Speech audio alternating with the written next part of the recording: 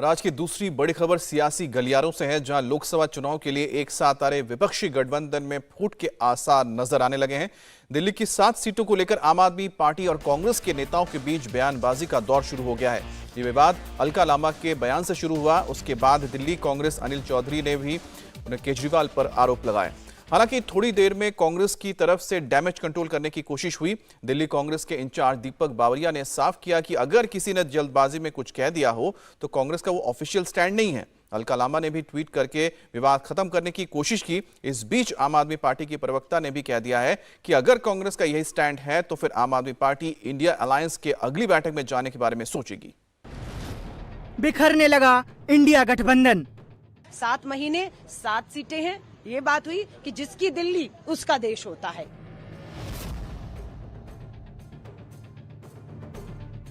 Seat sharing को लेकर कांग्रेस आप में टेंशन। आज केंद्र और दिल्ली की सरकारें जिस तरह से शासन कर रही हैं, एक बात तो तय है, तानाशाही रवैया भाजपा का भी दिखता है और वही रवैया अरविंद का भी दिखता है।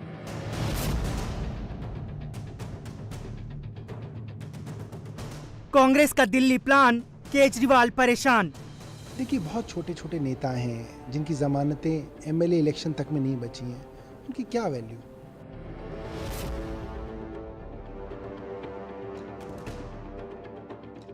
अलायंस के लिए कांग्रेस आई थी हमारे पास, क्योंकि कांग्रेस का कोई अस्तित्व नहीं है दिल्ली में।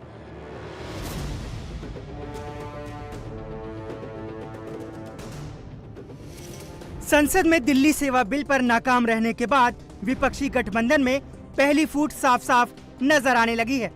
मोदी को हराने के मकसद से 26 विपक्षी दल एक साथ आए। गठबंधन का नाम इंडिया रखा गया। मकसद साफ था, दिल्ली की कुर्सी। लेकिन दिल्ली की कुर्सी की लड़ाई में दिल्ली की 7 सीटें बीच में आ गई, जिसे लेकर कांग्रेस और आम आदमी पार्टी में संग्राम छिड़ गया है। दरअसल दिल्ली में बुधवार को संगठन की मजबूती और आगामी चुनाव को लेकर कांग्रेस के बड़े नेताओं की बैठक हुई। बैठक में कांग्रेस प्रमुख मल्लिकार्जुन खड़गे, राहुल गांधी, केसी वेणुगोपाल, दीपक बावरिया, अनिल चौधरी, अजय माकन, संदीप दीक्षित, हारून यूसुफ, किरण वालिया, अरविंद सिंह लवली जैसे कई बड़े नेता मौजूद रहे। लेकिन बैठक के बाद पार्टी के नेताओं के बयान से कंफ्यूजन की स्थिति पैदा हो गई। कांग्रेस नेताओं ने बयान दिया कि पार्टी नेतृत्व की तरफ से दिल्ली की सभी 7 लोकसभा सीटों पर मजबूत तैयारी करने को कहा गया है। तो दिल्ली कांग्रेस के अध्यक्ष ने अरविंद केजरीवाल पर सीधा अटैक किया। उन्होंने साफ कर दिया कि वो दिल्ली में करप्शन, शराब पॉलिसी, बाढ़ जैसे मुद्दों पर केजरीवाल को छोड़ने वाले नहीं हैं। दूसरा सुझाव ये आया कि लोकसभा 2024 की तैयारियां अब हमें करनी है। मकसद वही था। दिल्ली से पहले 18 राज्यों की मीटिंगें हो चुकी हैं लोकसभा की तैयारियों को लेकर। दिल्ली 19वां राज्य था। 24 कैसे जीतना है, और बिल्कुल आदेश हुआ है कि हमें 7 सीटों पर मजबूत संगठन के साथ हर नेता को आज से अभी से निकलना है। 7 महीने 7 सीटें हैं। ये बात हुई कि जिसकी दिल्ली उसका देश होता है। जब इंडिया के सभी घटक दल बैठेंगे, सीट शेयरिंग पे चर्चा करेंगे, सब पार्टियों के राष्ट्रीय नेतृत्व आमने सामने बैठ के इस पे चर्चा करेंगे, तब पता चलेगा कौन सी पार्टी को कौन सी सीटें मिलती हैं। ये तो बहुत आगे की बात है। आपको लगता है कि कोई फर्क नहीं पड़ता। देखिए, बहुत छोटे छोटे नेता हैं जिनकी जमानतें एमएलए इलेक्शन तक में नहीं बची हैं, उनकी क्या वैल्यू। अनिल चौधरी और अलका लांबा ने दोनों की जमानत कहाँ बची, दोनों की ही नहीं बची। दोनों की मिला लो तो भी नहीं जीतेंगे। हमारी पॉलिटिकल अफेयर्स कमेटी है, वो चर्चा करेगी, निर्णय करेगी। फिर जब इंडिया के जो घटक दल हैं वो आमने सामने बैठेंगे, तब उसके ऊपर आगे जो बात बनेगी। वहीं सौरभ भारद्वाज कांग्रेस के नेताओं को छोटा नेता बता रहे हैं।